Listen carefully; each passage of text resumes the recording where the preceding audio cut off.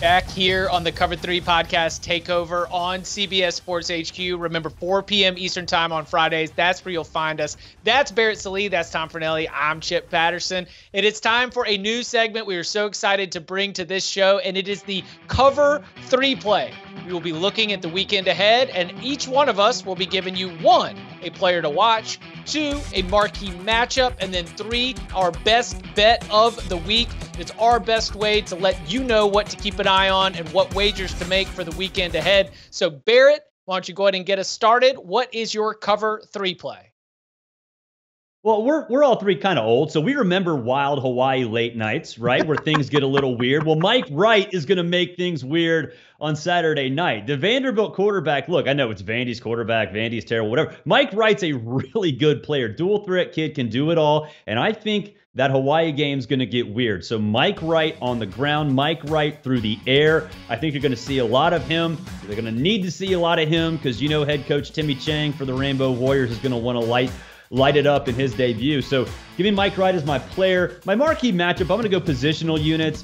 Northwestern has one of the best offensive lines in the country. 4 starters back, perhaps #1 overall pick in Peter Skoronski, going up against Nebraska's defensive front in Dublin. Like, to me, look, this Northwestern team is set up exactly like Pat Fitzgerald wants Northwestern teams to be set up. They can win in the trenches. So I'm excited to see what happens there in that matchup. In fact, I think in that game, that's going to be the one that truly decides the game, not what happens when Nebraska has their ball with Casey Thompson at their quarterback's position. So those are my 2. I think the last one, like, look, Chip, you and I need to take over the Illinois part of this show because Tom's not talking about Illinois.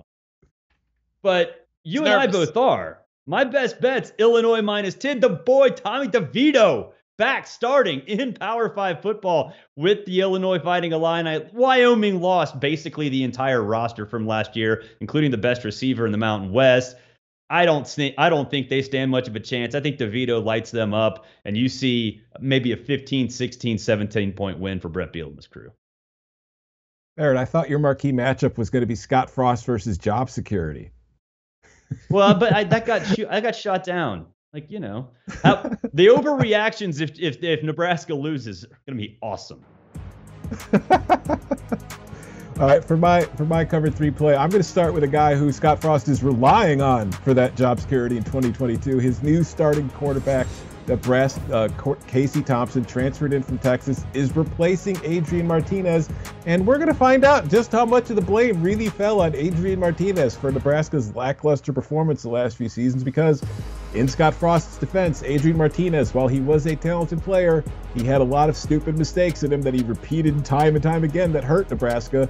Casey Thompson's coming in. They're going to see if he can take better control of the ball, make better decisions with it. He's being paired with new offensive coordinator Mark Whipple, who last we saw was at Pitt last season, helping Kenny Pickett become a Heisman finalist, making Jordan Addison the Biletnikoff Award winner, and leading Pitt to an ACC title. Will he have that same kind of success at Nebraska? I'm skeptical, but hey, let's see. We'll find out tomorrow. We'll get a good idea. My matchup, I am talking a little bit about Illinois because when I was looking through the depth charts, as I do for Illinois games every single week, trying to figure out where the holes are, where they can exploit, I found it. Illinois' offensive line on the 2 deep averages 315 pounds. Nobody weighs fewer than 310. Wyoming's 2 deep on the defensive line, they average 265 pounds. So on average, each Illinois offensive lineman has 50 pounds on the Wyoming defensive line. That is something to watch. That is something to track in the game, especially if you're in a live bettor. You might see the Illinois offensive line start wearing that Wyoming defense out. You might want to take advantage of that with some bets. But the best bet this weekend, I'm taking the under 51.5 in Nebraska and Northwestern because, Barrett, you mentioned that Northwestern offensive line. I think the Wildcats are going to use that to their advantage to try to control the ground game and the clock with Cam Porter and their running backs to keep that Nebraska offense off the field and keep this one lower scoring and close so they have a chance to strike late. So I think that total, a little too optimistic, a little too high. Give me the under. That's a good-looking photo. Good-looking man right there in Tom Fornelli as you see his cover 3 play set up. All right, let me try to match that handsomeness with some picks and some points that'll at least be good. My player to watch is someone who already had his name mentioned. I'm going to go with Tommy DeVito, Illinois starting quarterback, a transfer from Syracuse, Swaggy D, as we are calling him around the cover 3 neighborhood. The thing that is interesting and important about Tommy DeVito is that his arrival is going to lead to a change in the way that Illinois handles its business. Because of the Wisconsin background, we love to see Brett Bielema trot out, 7 tight ends and get real beefy. And look, Illinois' running back room is very deep and very good.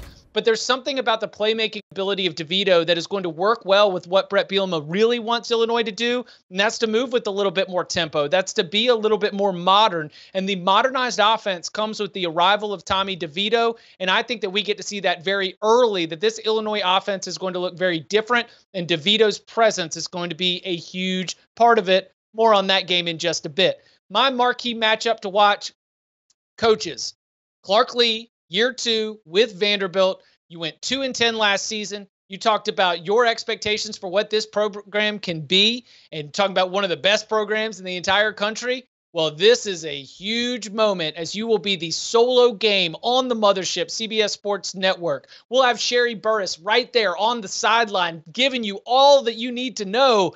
And I'm just saying, don't lose it. Because Timmy Chang is the heartfelt story, the homegrown kid who's come to save this program. Todd Graham and the players, they were going their opposite directions. Things were really starting to crumble a little bit. And we were wondering whether Hawaii would be able to continue to play at the FBS level. So Timmy Chang, a folk hero, somebody who, like Barrett said, we all grew up watching him, be that late night warrior, chasing your bets with what Timmy Chang's going to be able to do in primetime over on the Big Island.